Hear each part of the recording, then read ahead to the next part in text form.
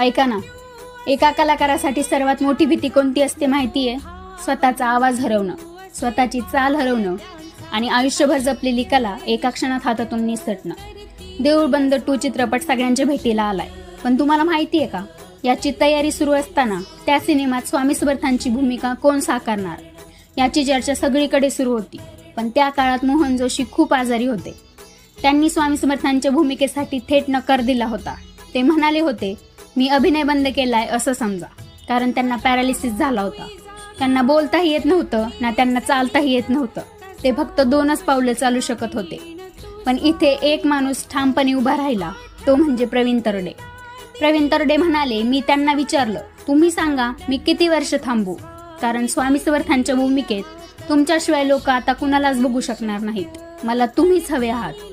हे शब्द फक्त संवाद नव्हते, एका कलाकारावर ठेवलेला विश्वास